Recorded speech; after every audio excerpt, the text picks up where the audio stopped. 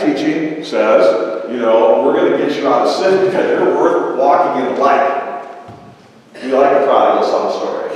The father doesn't, the prodigal son comes back, and the father, embraces it, and the son has got the little pattern already. Well, Father, I sinned against God and against you. I'm not really going to claim your son. Put me in the barn against that, and, forgive me. And the father says, I don't want to hear any of that. Stop. I'm so glad you are back. That's Catholic. Okay, it's not that we're not sorry for our sins. It's just that the sin that we do is not part of us, who we really are. Whereas in Protestant theology, sin is part of us. Okay, that's a real big distinction, and it's going to make all the difference in what we say for the rest of the night. Okay? Now, that's why when we get God's life in us, His grace. That's what grace is. We are lifted up to do good things. And that's what made Martin Luther say, well, you can do all the good things you want, but it's not going to make you any better, and it's not going to save you. And Catholics go, well, we know it's not going to save us, but at least it's going to put us on the right track. People who are saved do good things, do good works. So we have this little, semantic problem, which I think has been worked out over the years, actually.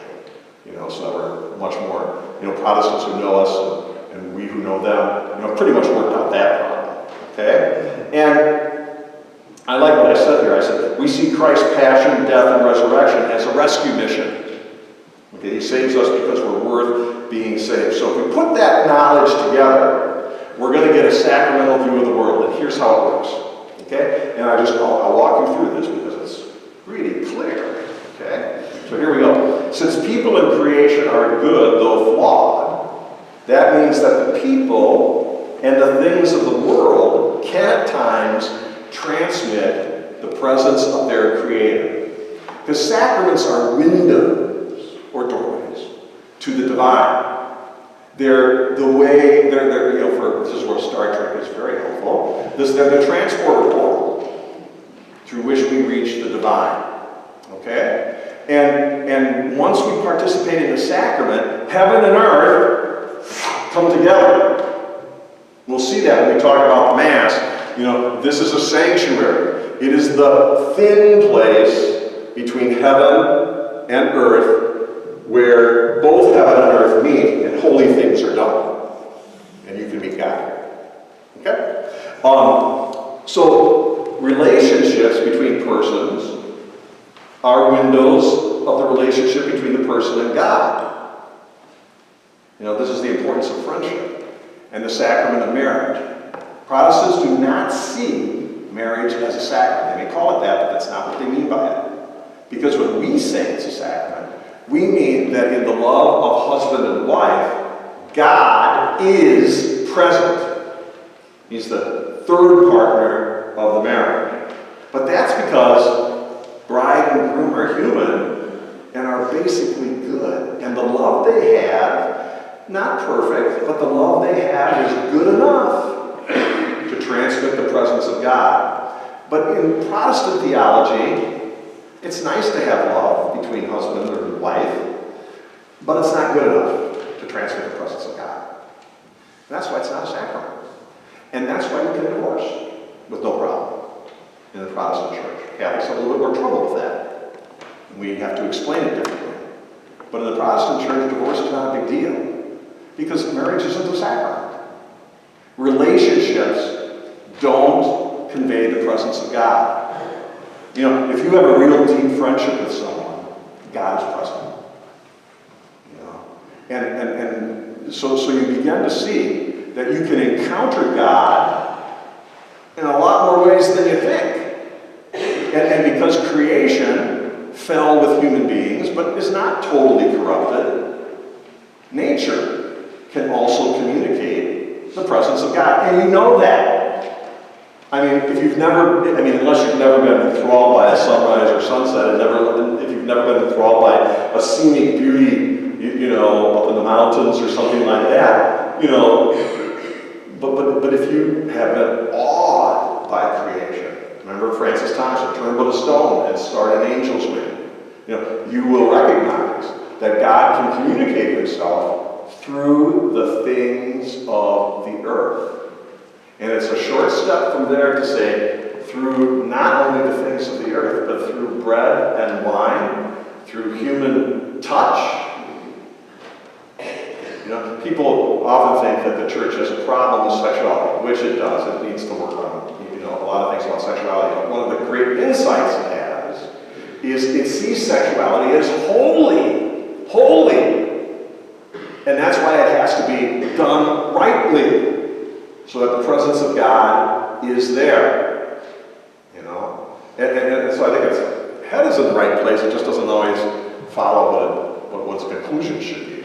You know, the church, you know, it struggles with these things over the years because we're not only a divine institution, but a human institution. But it eventually gets it right, it just takes a while.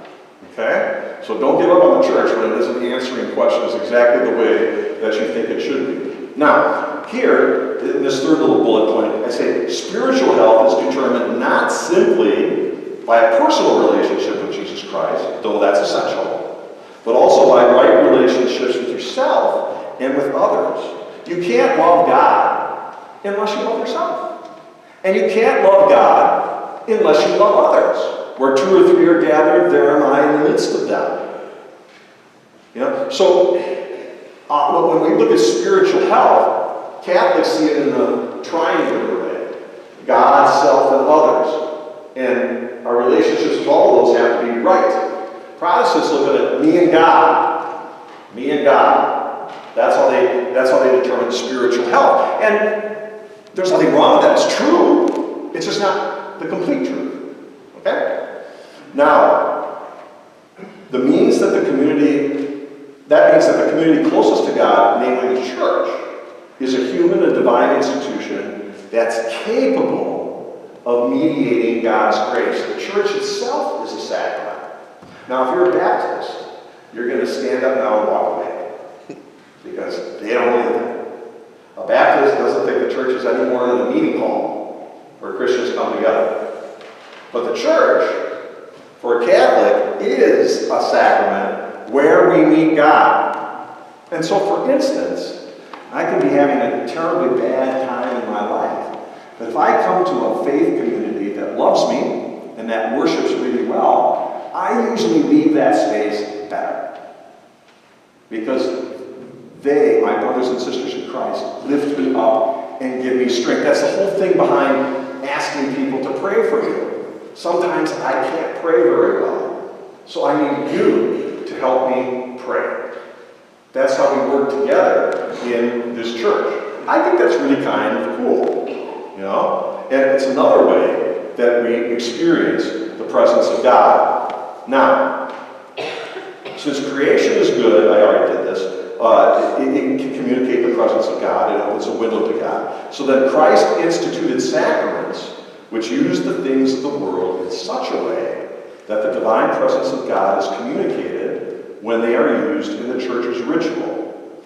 These sacraments actually give grace, and all grace is God's presence, His love, and His power. They actually communicate God. Okay? So, and this is just a really strong idea. And actually, the fullness of this idea is only held by the Catholics and the Orthodox. But when you put those two together, that's about 2 billion people, so that's a lot of people. Okay? And it's the original view of what sacraments are.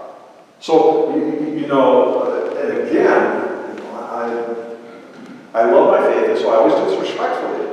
But the problem I have with my brothers and sisters who are not Catholic or Orthodox is, you know, you tend to think that the church just popped out of nothing after the year 1500. Well, what was it doing for 1,500 years before that? We just didn't exist? You know, is that what's happening? And they don't have an answer to that. You know? And I think that's a really good question to ask them. You know, was the church wrong for 1,500 years? And of course, for the evangelical Protestants, which only began to exist at the end of the 19th century, that's 1,900 years. And then the church suddenly popped up as real. I don't believe that. I think that takes a leap of faith that I don't have. Because by whose authority do you say that? Okay? Now, not simply a private experience of God, but a communal dimension too. So sacraments are not a private thing. We do this in the midst of a community, okay? And like that's the way we avoid a vertical relationship with God. All right? And this is how the authenticity of the sacraments are guaranteed. So for instance, the authenticity of the sacraments are not guaranteed because I'm Eric Barr, priest. The authenticity of the sacraments that I do are guaranteed because I hold the priesthood of Christ. And the church guarantees that. So if I happen to be a bad priest, those sacraments are still going to be real. And this was a big problem in the Reformation times because a lot of priests were bad or not educated very well. And so Martin Luther and Crew thought, this is part of the problem of the church. But as St. Augustine had proven 1,000 years before that, you don't have to have, it's best if you have moral priests and priests who are holy, but you don't have to have them. Because they hold a priesthood that's not theirs. They hold the priesthood of Jesus Christ. There's only one priest. And so the priesthood that I have is Jesus' priesthood, not mine. Okay? And so the person who is acting in the sacraments is not me. It's Jesus acting through me. And that's what guarantees the sacraments as authentic. And that ought to make you feel really good. I've had to go to masses with priests I just couldn't stand. And guess what? Communion was the same with them as it was with priests who I thought were holy. Because the sacraments are sacraments. And no matter who it is, those sacraments are going to be valid. Now, I like my last little line here. What happens is sacraments become a bridge between eternity and history, between this world and the supernatural. And I say it maybe a better way is to say that sacraments tear down the barriers between the secular and the sacred, uniting heaven and earth. And then if you just turn the page, I've gone through most of this already, but we have to understand that the Reformation was concerned about destroying the sacramental view of Christians. The Reformers wanted to get rid of the priesthood and wanted to get rid of the Mass. Okay? Two major sacraments, okay? And part of that reason is because they just didn't think human beings could mediate God. They thought human beings were too corrupted, okay? And they really believed that human beings and material things couldn't express the presence of God. And we can see this. Why do people go to Rome? Do they go to Rome just to see the Pope? No. They go to Rome to see the Sistine Chapel and Caravaggio and maybe a Vivaldi concert in one of the beautiful basilicas there. Because all those things bring them to God. All those things bring them to God. That's why we go to Rome. I don't see in the tour group stuff any Protestant tours to Rome. I just don't see that. I just don't see, or any Protestant tours to Wittenberg. Or any of the great Protestant shrines, because there aren't any great Protestant shrines. Okay? They don't walk that way. But we do, because we think the things of the world can transmit this. That's why, if you just take your little marker and start marking it up, the great artists in the world tend to be Catholic and Orthodox. And that goes with the great musicians of the world, too. And those of you who like modern music and the young, rappers and things like that, you would be surprised how many of them are Catholic. They're kind of Catholic on their own terms, but they're Catholic, okay? And that's kind of interesting. I mean, you probably would be quite surprised to know that Lady Gaga is a Catholic. Yes, she is, and she goes to Mass. And, I would have to have a talk with her on something. But, but she does, and I think I find that interesting. Bruce Springsteen is a Catholic. And, so they're all over there, even if they don't market or talk about their faith, they're there. And part of that is because music does transmit the divine, doesn't it? Good music. Not all music, but good music. So that's a thing And I think I really talked about the rest of this, you know. And the very end of this is, I think, an important thing for you to take away with you. It's important to remember that the non-sacramental way of encountering God is a serious departure from the tradition of the church, stretching back to the apostles. It distances a person from God and makes one faith dependent on feelings rather than on sacraments instituted by Christ. In other words, the church in the first 400 years, actually the first 1,000 years, didn't operate this way. It just didn't. And so, you know, the non-sacramental view of things is really kind of a revolutionary new way. And it hasn't worked out very well. Because, you know, Catholics may be using numbers, but not at the rate that Protestant mainstream churches are, or the evangelicals. You know, the world, the secular world, is taking a toll on religious belief. But I think Catholics have a better chance of encountering the world and coming out successfully against that, you know, than some of our other brothers and sisters who may have lost some of the traditions that we find are necessary for the faith. Anybody have any questions so far? You want to bring anything up? Okay, so I hope that makes some sense. When I was, you know, for 20 years, probably from the 1990s to 2012 or 13, you know, I went to Ireland really frequently and Scotland. Why did I do that? Because I find those countries, I mean, they're like just between heaven and earth. They're so cool, and the landscape just lifts you up to heaven. Now, do you think all the people in Ireland and Scotland think that? No, they're just like all of us. We sometimes live in the most beautiful places and we take it for granted. And many of the Irish, many of the Scottish do as well, but not, for instance, many of the Irish know they live in a pretty special place. But when I went there, that was a spiritual experience for me because I made sure that just like Lucy and Edmund and Peter and whatever the other name was, you know, in the Chronicles of Narnia, were entranced by opening the wardrobe. They actually opened the wardrobe and went into a new land. I opened the nature that I found in Ireland and got to experience the land the way the early Irish saints did. That was instrumental to a basic change in the foundation of my spirituality. Okay? But that's a sacramental view of the world. You know, for instance, I'm going to be taking, hopefully, people to Ireland September 22nd to October 5th. That's a commercial. And if you want to go, you can sign your name on the table that's out there, and I'll send you a brochure. But, you know, it's a pilgrimage that we do, not a sightseeing. I could care less about kissing the Blarney smell.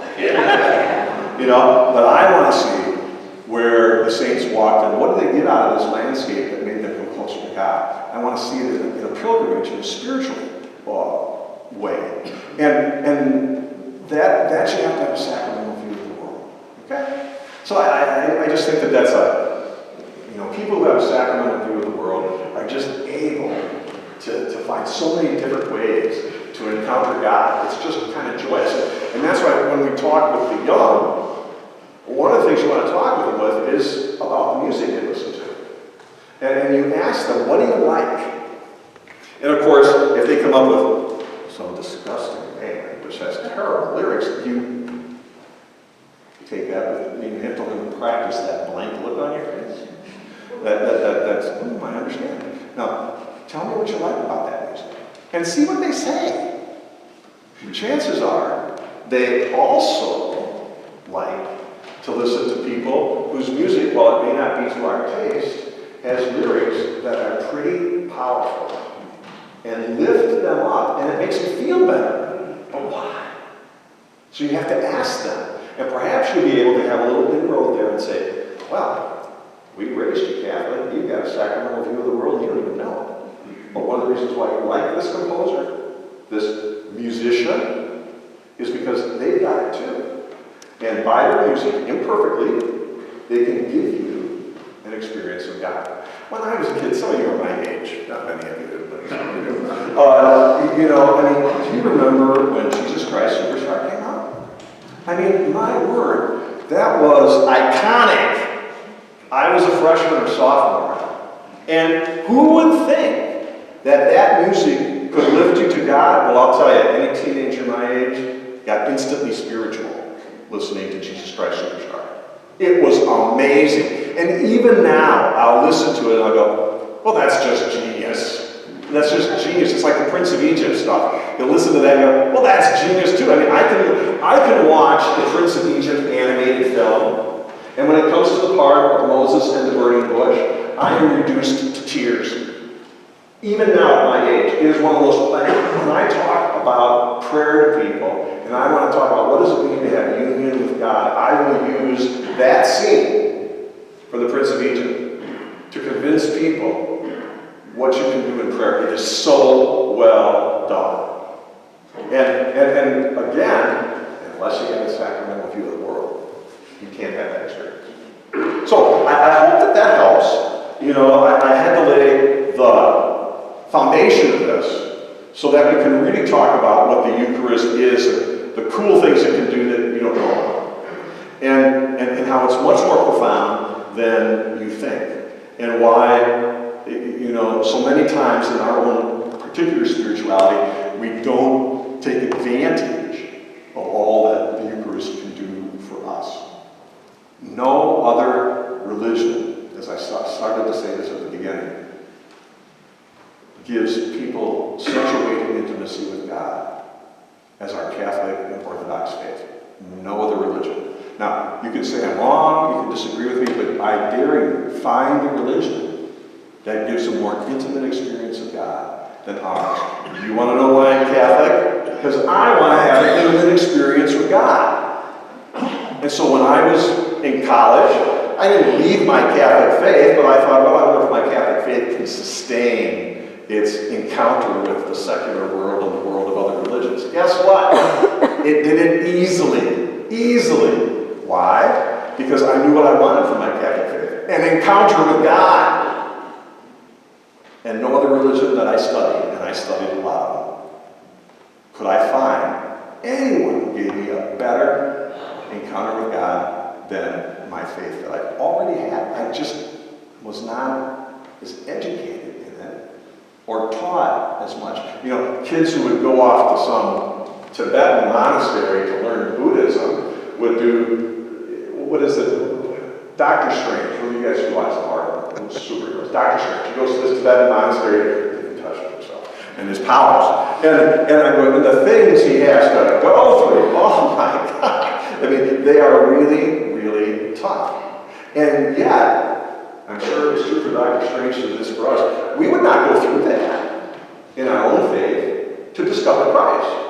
And yet, there are saints in our own tradition that did, and found, like Teresa of Avila and John of the Cross, and many, many others who trained themselves to meet God in an even deeper way than most Catholics could ever. But they easily outclassed the Buddhist monks with what they could do. And then you're going to say, the Buddhist monks couldn't levitate. And I go, so could Teresa of Avila. She just wasn't very proud of it. She used to have her nuns hold her down at Mass because she would be transported into, ecstasy, and they would have to hold her down because she tended to float.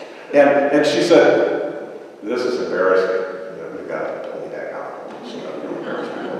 But, and of course you're going to say, well, why did you? Well, Teresa of Avila will tell you this, all the great saints of other religions will tell you that that type of an experience is normal for those who are close to the divine. I, however, have never found that. So, I have a ways to go. But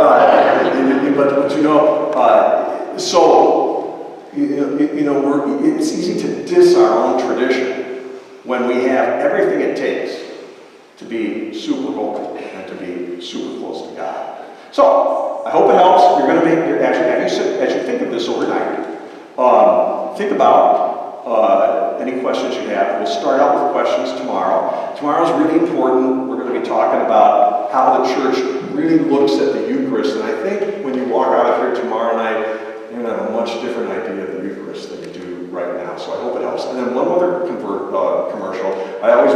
books with me. Books have nothing to do with our talks. They're fiction books. They're fantasy books. They're Vatican thriller books. But I brought them because some of you may want to get them. And besides, they're cluttering up my home, and I have to do it. And if we tend to run out, I'll just bring more and more out because I have enough of them. But anyway, thank you. What a